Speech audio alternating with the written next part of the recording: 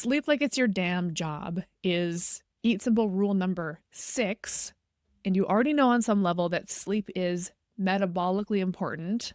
Most people seem to know that sleep is really crucial. And the reason why I know that is because I get a lot of intake forms from people who tell me, well, I want to lose weight, I want to sleep better, and I want to feel better or have a better relationship with food. Those are always the top 3. I love this because I love sleeping. I think sleeping is so amazing, incredible. I'm a big sleep nerd. Many health and wellness people are sleep nerds. I don't hold that title uniquely. But from a metabolic perspective, sleep is the second most important thing after food. So I work with people to help them get this metabolic dysregulation working again so they can really lose fat and have an effortless relationship with food. And I predominantly do that through food stuff because I really believe in the power of food, majorly. No supplements, no magic potions, nothing like that, just food, simple food that fits into your life. The second thing on the list, a close second, is sleep, because sleep is a metabolic process as well. Oh yeah, your metabolism is metabolisming 24 hours a day. There's the waking part of the metabolic functions and there's the sleeping half, right? We have to get them both working. Right? Circadian rhythms is a really big part of my program as well. You reflect back on previous talks I've given about the funnel, break fast epically. The circadian meal timing piece I think is really important. It's going to factor into today's sleep lesson as well. On some level, you already know that sleep is really crucial for your health and for your weight loss. You probably already know that because you pick this stuff up in the cultural zeitgeist around nutrition and health. We're surrounded by information at all times. I know you're listening to podcasts. I know you're scrolling on Instagram and TikTok and you're seeing and hearing so much information. The information is astonishing. It's overwhelming and bewildering, quite honestly. But there is some simplicity to some of this messaging too, like the simplicity of sleep, the simple necessity of sleep.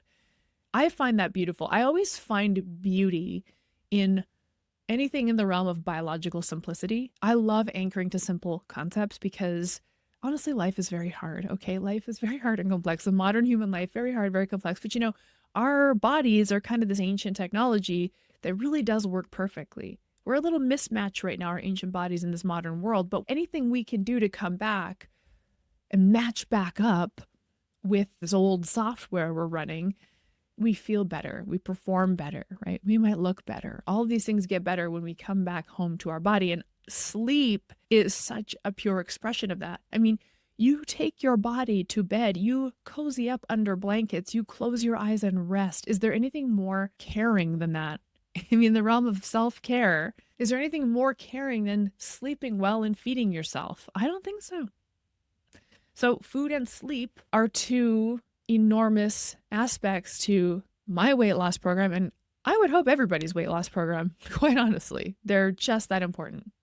A poor night's sleep has a direct metabolic impact on the body. There's research to suggest that even one night of short or poor quality sleep increases insulin resistance. Insulin resistance is when your cells don't really communicate well with the master metabolic hormone insulin. So fuel storage and fuel usage becomes kind of a confused paradigm. That's why energy and weight gain and stuff is the downstream effect of chronic metabolic dysregulation. But one night's bad sleep kind of kicks off a cascade of metabolic dysregulation. It's very transient. You can fix it by having a good night's sleep the next night. It's not like one night of bad sleep is going to make you diabetic. It's not happening that quickly. Nothing happens that quickly, metabolically or biologically. But it's interesting. And the experience of that is if you have a bad night's sleep, you might find the next day that your cravings are out of control, that your hunger is really poorly managed, your energy is definitely low, and maybe your resolve or your decision making is impacted. So it's just you're more inclined to give in to a sugar craving. So our eating behaviors definitely change when we're underslept. For that reason alone, sleep is a really crucial lever to pull for weight loss because sleep impacts your eating behaviors, and eating behaviors specifically contribute to weight gain or weight loss, as the case may be. So for that reason, it's a really good idea to get arms around sleep. But there's more.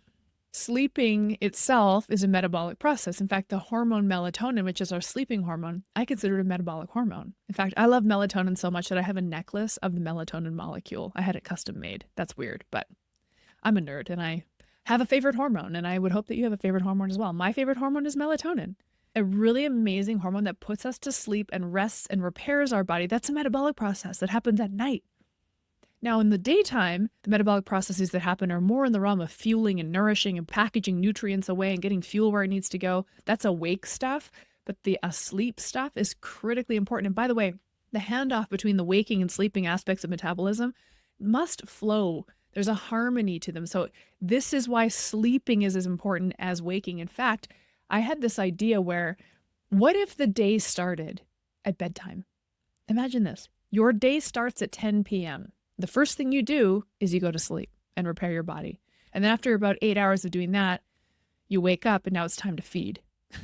I love this idea of like, why does the day start in the morning? What if the day starts at night before you go to sleep and all that important repair and packaging away happens? All those metabolic sleeping processes happen. And then when we wake up, we just kind of close the loop by bringing in more nourishment and filling the gaps where the body needs it nutritionally. I don't know. I think that's a kind of a nerdy, fun, cool way of thinking about a circadian rhythm. But really, we are attuned to the rising and setting of the sun. I spoke about this at great length in the lesson I taught on the funnel, the circadian meal timing lesson. You get it. Sleep is important. You want to sleep better. I want you to sleep better. Sleeping feels amazing. When you sleep well, life feels easier. You want better sleep. What I'm going to do in this lesson is be actually very actionable. I want to give you my favorite tips for getting good sleep. I hope this doesn't sound trite. I hope this isn't things you've heard a million times before. It could be, because quite frankly, this isn't rocket science. So in a perfect world, you've heard this before. Now you're going to hear it from me, and it's going to just reiterate it for you.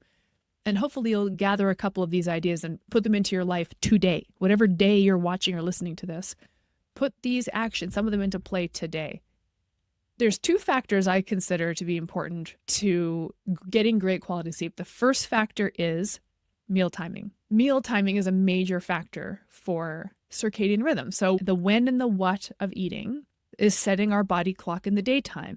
And a well-oriented daytime clock will naturally go to sleep after a certain number of hours of wakefulness. And aligning your meal timing with circadian rhythm is just a really cool signal to send. This is enforced by the work of a researcher named Dr. Sachin Panda, who is the leading researcher on circadian rhythms. And he's one of my absolute heroes because I'm a big-time circadian rhythm nerd. But meal timing is one of the biggest impacts to the night's sleep. So trying to get most of your food in the early part of the day when it makes sense, tapering your food off toward the night when you don't really need a lot of nourishment in your body, sends the signal back into the body, oh, we're winding down here. If you eat in the opposite direction, if you skip breakfast and then eat all afternoon and evening before bed, you've just sent an upside down signal into the body. The body's not totally sure that it's bedtime right now. So orienting your eating schedule to be more circadian in nature, really good play. Okay, so that was the last lesson on the funnel. So go back and listen to that one. The second factor that I think is really crucial for sleep quality is your evening wind down. I want you to focus on creating a calm, relaxing evening. And to my mind, this starts right after dinner. So whatever time your family meal is, your evening meal, as soon as the fork goes down from that meal, you are now in evening wind down mode. That last meal is sort of the anchor point to the now resting part of the circadian clock. You finished eating. Eating is an active part of the circadian clock. The last bite of dinner, fork goes down. We are done with the active activities of the day. We are now in the resting activities of the day. We have flipped the switch, if you will, to the resting half of the circadian clock. Now, you're probably thinking, wait a second, I eat dinner at 6 p.m. I'm done by 6:30. You're telling me I should start my evening wind down by 6:30? Don't I wish I had that kind of time? I got to run the kids around to soccer. I got to go to my yoga class. I still have work to do. I got emails to clear. I have to clean up the kitchen. I got to take the dog for a walk. You're thinking of all the things you have to do in the evening. And I know you're busy and I validate that. I get it. I'm just saying, approach those evening activities with a quiet, relaxing, winding down energy. So if it's clearing emails, which I'm guilty of doing, well, I can frame that as a wind down activity. It's the last bit of work I have to do in the day is just get these few emails off my plate. And then I ceremoniously close the laptop and I'm done. And that is part of my evening wind down. Cleaning the kitchen after dinner is part of the evening wind down. Taking the dog out for a walk can be part of the evening wind down. Sitting down and watching some TV, taking the kids to soccer practice, it can all be part of the evening wind down. But the thing we're trying to do here is create a quiet nervous system state, sending a signal back into the body that it's time to rest. So you can do all the things you still have to do, but you can approach it in a way that is sort of wind down-ish in nature. And I really believe that you should. In the evening, you should be winding down, not winding up. I think the dinner meal becomes this really interesting anchor point or the trigger behavior to start the evening wind down, and then contemplate that everything you do after dinner must be in the spirit of quietening your nervous system state. That quietening the mind, quietening mentally, is one of the first signals the body really needs to experience in order to appropriately trigger a melatonin signal. Melatonin being the sleep hormone, it's waiting to get signals that it's resting time. You have to create those signals because unfortunately, the modern human experience is very, very hectic and chaotic. So melatonin's kind of like, are we sleeping yet? Like, what's going on here? It's waiting for you to send a very clear signal. We're resting. It's time for melatonin to start generating. It's going to put you to bed. That's the sleeping hormone. It's to put you to bed. The other factor that's really worth mentioning as it pertains to evening wind down and melatonin production is light discipline, light exposure. Light discipline is what we called it in the Army, and I still say it that way. Light exposure, your light diet, I've heard it called. Light needs to change in your evening wind down. We need to make things darker. So definitely darken your lights in your home. And ideally, those lights have an amber hue. I'm going to tell you a really strange personal story. Years and years ago, oh my gosh, this is 12, 13, 14, 15 years ago. It was a long time ago. The Canadian government announced that they were going to stop the production of incandescent light bulbs. This was an environmental move. Switch everything to LEDs. The production of incandescent bulbs was going to stop. Now, spoiler alert, it never did. But they said it was going to. It did for a while, and then they brought them back. But to a lesser extent. Like, you can still find incandescent bulbs on the shelf. They're just at the bottom, underneath all the LEDs. I really don't like LED light. It bothers me so much. I'm looking at one right now, and I hate it so much. It's just this flicker and this color of light. In the daytime, this light that I'm looking at, my giant recording light, is fine in the daytime, but at night, this thing would set my circadian rhythm off so bad. I don't do a lot of recording at night. Anyway, back to my incandescent bulb story. I was so bothered by this that I went out and stockpiled incandescent light bulbs.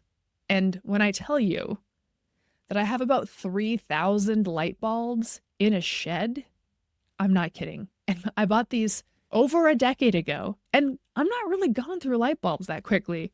I mean, they don't burn out that quickly. I have a lot of lamps, so I'm going to get into this in a second, but part of my light diet is that I don't use a lot of overhead light, but I have a ton of lamps. I think I have 30 lamps in my house. I'm crazy. I'm crazy about light, crazy about sleep, crazy about melatonin. Anyway, the point is, I have 3,000 or more light bulbs. I'm never going to go through these light bulbs in my lifetime. So if you need some light bulbs, hit me up. I got you. But the point is, I like incandescent bulbs. They are not as bright. They're not as blue. As I mentioned, I have lamps everywhere. So I have a few overhead lights in my little cottage here, but mostly it's lamps everywhere. Even if I lived in a modern, nice house, I think I'd probably still prefer lamp light because it's so adjustable. The point is that the darkness and quality of light must start to get darker and warmer in order to trigger the onset of melatonin. This is not nothing. I know you're like, why is she talking about lamps? What is her deal? But the quality of light is actually going to trigger your melatonin production. So you do want to start dimming the lights. If you have overhead lights, turn them off, turn on lamps, use candles. Try to make the light warmer, this warm, dark light. You can wear blue blocking glasses if you want. You can also just adjust the light in your home. You can just make your home darker and warmer, right? It's easy. And it's such a nice signal to send in the body. So 3 big factors so far that are at play here are your meal timing, your nervous system state, and the quality of light that you're exposed to. Those are 3 things that are going to help trigger the production of melatonin, the sleep hormone. Here's some actionable tips. Number 1, establish a screen curfew after dark. So you already know that your screens, your phone, your TV, your laptop, your iPad is emitting blue light. Now, what's really interesting and fascinating is that Apple, for example, and probably the Android platforms as well, have built in the night shift feature that turns the screen more orangey after sunset. This is known. This is not kooky wellness stuff. This is so known that Apple built it into their operating system for the phones to turn orange, to dial down the blue light spectrum. Now, blue light spectrum, if we think about the spectrum of light from, purple to yellow and everything in between, blue light is in the middle. And blue light is what we would have in midday when the sun is at its peak, solar noon, the spectrum of light is very blue. That's a very awake, alert spectrum of light. Having blue light come into your eyes after dark, after dinner, very unexpected light exposure. Body is not expecting to see blue light at night. The blue light narrative is very, very common. I'm not blowing your mind with this one, but I'm just reiterating it for you. So blue light glasses are great. You can buy cheap ones off Amazon. I think they're fine. I don't really know. I'm not a super big expert on those kinds of gadgets. I'm not a big gadget user. I do have a really nice pair of blue light glasses, but I always forget to wear them. And by the way, my house is so dark that I don't really think I need them. But if I were going to be working late or watching TV, I would put my night shift on. I might wear my glasses. Like, I do think that, watching a show is a nice way to wind down. So this is where maybe I differ from the uber health nerd that would tell you to stop watching TV, stop looking at your phone. Maybe a little casual after dinner scroll is how you wind down. I don't think that's low vibe. This is the world we live in. Some of us use scrolling as a relaxation technique. I would argue it's not that relaxing. It definitely hits a bit of a dopamine response, but the act of sitting on the couch scrolling, there's a ritual to that, or sitting on the couch watching TV, there's a ritual to that that is inherently in the realm of the evening wind down. My day is done. I'm going to have a casual scroll, or I'm going to have a casual watch a couple shows. Now, those screens are emitting blue light, so if you can change the color of the screen or wear blue blocking glasses, that's probably a little bit better. At very least, keep your home dark. So my TV room is very dark. I could even adjust the brightness of my TV screen if I want to. The brightness and the blueness of the light needs to come way, way, way down. Screen curfews are great. Also, from a nervous system state, when I think about screens, for me, it's my laptop. I'm working all the time. I'm an entrepreneur. Hello. I have to close my laptop because I got to get out of work mode. Maybe you're the same way. Maybe you have a busy job and you're just like, I'm just going to quickly do a couple hours of work after dinner. I know you got to get it done. I know what it feels like to want to get that done. But please put some boundaries around it and decide, like, I do not have my laptop open after 8 p.m. unless I'm using it to watch a show, which I do sometimes. But I'm not working after 8 p.m. There's no reason for me to be working after 8 p.m. Plus, I need to sleep so I can be epic the next day. What good is it for me pulling an all-nighter today if I'm going to suck tomorrow? I want to be consistently good. So going to sleep is necessary. And I don't want to ruin my circadian rhythms. I don't want to have to battle sugar cravings all day next day. I don't want it. I want to rest well. I want to sleep well. If you want it, then you got to do these things. If you really want good sleep, these are the ways to do it. The evening wind down is the low-hanging fruit. Change your light exposure, change your nervous system state, and use these tactics to help create an evening wind down and then go to sleep. So number 1 is establish a screen curfew after dark. Number 2, dim the lights or use yellow lenses and bulbs after dark. Yellow lenses on glasses or yellowish bulbs. The incandescent bulb has a warmer hue of light than the LED bulb does. Also, LED bulbs have a micro flicker that you can't perceive, but your brain can. Your brain is perceiving this flickering blue light. It is so not restorative. I really have a low opinion on LED bulbs. I know they have a slight better environmental impact, but I mean, you're an environment. What about your environment, the environment in your brain, the environment in your body? Don't we care about the impact of that? I think about this stuff a lot. So dark, dim, amber-ish, warmer light. My home is so dark at night. It's very unproductive, which is the whole point. I'm in the evening wind down. I'm not in the productive time of my day. It's an unproductive darkness. You can't see anything. You're not sharpening the knives after dark. You're not doing meticulous manual labor in my house after dark. It's too dark. That's the whole point. Take a 5 to 20 minute sunset stroll, preferably outside, after dinner. This is another tactic. This one has so many cool moving parts, and I don't want to spoil the surprise because my next lesson is about walking. But the benefit of the after dinner walk metabolically is very cool. There's just a ginormous body of research that suggests that post-meal walks improve metabolic function from the perspective of insulin signaling at the cell. So the hormone insulin is way more active to take fuel out of the blood and put it into the cells if we move after we eat. The dinner meal, being the last one of the day, is the one where it kind of makes the most sense. Like, let's get that fuel out of the blood and package it away before we start relaxing for the evening.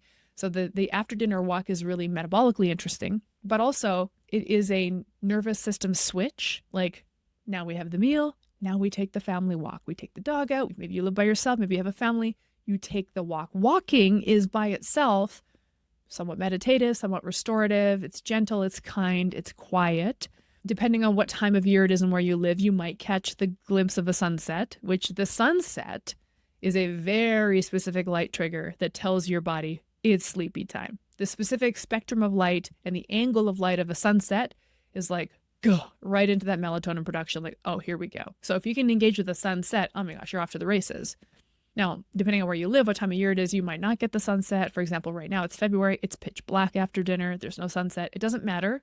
We can't do this perfectly. Unless you're planning to move to the equator, then you can't do circadian rhythm perfectly. So we have to do our best. We're all just out here doing our best, right? The after dinner stroll has a really cool specific metabolic impact. It is meditative in nature. It changes your nervous system state. So it brings you into kind of a restful, quiet nervous system state. It gets you away from your freaking computer if you're still working. You get a little exercise, that's whatever, that's great. And you might connect to a sunset. All of these reasons are really awesome anchor points for adding stroll to your evening wind down. I would like to encourage you to stop working. I know you're very busy and important, but if you're busy and important, then you have to stop working and go to bed. So put a curfew around your work, like I do. Create a sleep sanctuary. Now we're getting into the basics of sleep hygiene. So your bedroom is the devoted room for sleeping. I hope you don't have a TV in there, but if you do, it's fine. I'm pretty open-minded to whatever you're going to do, but in my perfect world, you wouldn't have a TV in your bedroom. The bedroom is just for sleeping. It needs to be very cool, very dark. The body needs to be cooling off as it sleeps. The body does cool off as it sleeps. If your room is very, very, very hot, you're going to be fighting that natural temperature change that happens at sleepy time. So try to keep your room cool and as dark as possible. Blackout curtains, whatever it is. Also quiet, ideally. I also think there's some benefit to creating the sanctuary of sleep. So like I love beautiful bed linens. I love having more lamps, beautiful pillows, my little bookshelf, my hand cream that I put on before I go to sleep. I just like having this beautiful retreat to go to when it is time to sleep. I love going to bed. My bedroom, my home is not a designer home. I live in a rickety ramshackle cottage, but I've made my bedroom as beautiful as I can, affordably, so that when I walk into that room, all I want to do is curl up into that cozy bed and sleep. The cooler room thing I just want to talk about really quickly, because when we are falling asleep, our body temperature drops by a couple degrees and then rewarming back up to wake us up. So there's a temperature drop that happens during sleep. If you're a woman going through this certain transition of life, as I am and many of us are, then our body temperature is a little out of whack. We might have some night heat or night sweats. I would recommend considering getting a gadget to help you with this. Now, the gadget might be hormone therapy. Okay. You might need to go talk to your doctor about hormone therapy. I really want to encourage you to do that. That is a symptom. Being awakened in the night by temperature, nip that in the bud. Go talk to your doctor and say, I'm too hot when I sleep at night. It might not be a full-blown hot flash, but if you feel too hot at night to sleep, if you notice that you're waking up because you're too hot, go talk to your doctor. Get a great doctor. Explore some hormone therapy with your doctor, okay? Other gadgets you could use, though, there's all kinds of them now, right? There's the bed jet, which is this fan that blows air under your blanket. There's the 8 Sleep, which is like the $1 million mattress that you can get that cools your body and pays attention to your body temperature and adjusts accordingly. I have one called the Ooler by a company called sleep.me, and it is a cooling bed pad. I have it set on a timer so that it starts to cool my bed at around 9:15 or something. By the time I get into bed, it's already cool. It cools me down at my core and helps me go into deep sleep. Then the Ooler gently warms me to wake back up. It is an expensive gadget and deeply beloved. I don't think I could live without it. I'll tell you what, I'm pushing 49 years old. I have yet to have a hot flash. I've yet to be woken up in the night from a night sweat. So I am all day very bullish on the sleep bed cooling gadget. Think about it. Ooh, I do have a discount code. I'll put that in the show description. Oh my gosh, this is like my first promotional moment in this podcast. There's not a lot of gadgets that I recommend, but I love my bed cooling pad so much. I truly can't live without it. I will have to save up and buy a new one when this one breaks. I'm not living without my bed cooling pad. But there's also sheets and things, like a fan, your air conditioning. There's other things you can do that are maybe more within reach to cool down your bed, but you do want to be cool. In fact, maybe just knowing that, instead of warming yourself up with your heated blanket and your super thick weighted blanket, think about how you can lighten your bed linens. So even on my bed, In the dead of winter, it's so cold right now, it would blow your mind. But I have a summer duvet. My blankets are not warm on my bed. They are warm enough to keep a cooling body warm enough. But I'm not hot in bed. You don't want to be hot in bed, baby. Okay? You want to be cool in bed. At risk of sounding repetitive, another tip is to keep your phone out of your room. So charge your phone somewhere else. Because you might just scroll until midnight. Scrolling will keep you awake well past your bedtime. You might wake up in the middle of the night from a hot flash or something and start scrolling just to kill time, which will keep you awake. The phone in the room, not the play. Can you charge it in a different room? Now, here's the fact we have to acknowledge, which is this is our telephone. Like, what if somebody has to reach me in the middle of the night, right? I totally get it. I think this rule, although it sounds easy and everybody says it. I certainly didn't invent this. It's like, yeah, but you know what? I have an ailing parent. My kids are at sleepaway camp. I have to have the phone in my room. Totally fine. But if you can get it out of the room, you should. One of the things that I did, I bought a cheap clock radio alarm clock from Walmart. It was $15. This thing is my second favorite wellness gadget for sleep, okay? Just go get a cheap alarm clock, right? You don't need your phone in the room. It's just going to keep you awake at night scrolling. I think about this a lot, like the modern health struggles. They're so unique to the last couple generations. Well, what changed? It's not the old stuff. It's not the cholesterol in our diet that's making us unwell. We've had cholesterol in our diets for millennia. We're meat-eating animals. What's new? The new things in our diet, the new things in our life are probably what are making us sick. The chronic stress, the late nights at work, the pressure, the phones. We got to look for clues where it makes sense, right? So I just think having the phone in your room, bad scene. Some people listen to sleep stories or podcasts to help them go to sleep. It's fine if you have a pretty good set of boundaries around when you look at your phone. Make sure you put it down and don't let yourself scroll too late at night. You're going to keep yourself up past your bedtime. So the evening ritual, the evening wind down, I think is the most powerful way to get a good night's sleep. It starts in the daytime with your circadian meal timing. And then at the end of your funnel of eating, the bottom of your funnel, your tapered day of eating, which I talked about in the funnel lesson, that's what triggers your evening wind down. And everything about the evening wind down is set to change your exposure to light, change your nervous system state, and encourage the onset of the hormone melatonin. I think this is where we put our energy. There's a lot of other things you can do, like having a morning ritual. So getting up and looking at sunrise light helps to sort of set the daily clock. That's all fine and good. But if your evening wind down is crap, then you're not going to create the production of melatonin to get you to sleep. And I want you to be naturally encouraging this really important metabolic hormone melatonin so you can get the restful part of the circadian rhythm dialed so that the waking part of circadian rhythm, which is when you eat, will be even more effective. If you have a weight loss goal, then eating is really important. Sleeping affects eating. So you're going to get sleeping right so you can get eating right. If sleeping and eating are right, you will lose weight. And poor quality sleep consistently will get in the way of your weight loss goals, period, end of story. Sleep is really important. I love sleep. I love talking about sleep. I'd love for you to find joyful, restful, regenerative sleep. It is such a gift. It feels so good. Your body is craving it, and your nervous system needs it. And it sends a signal into your body that everything's okay. And a body that feels safe and is well rested and well repaired will move toward health.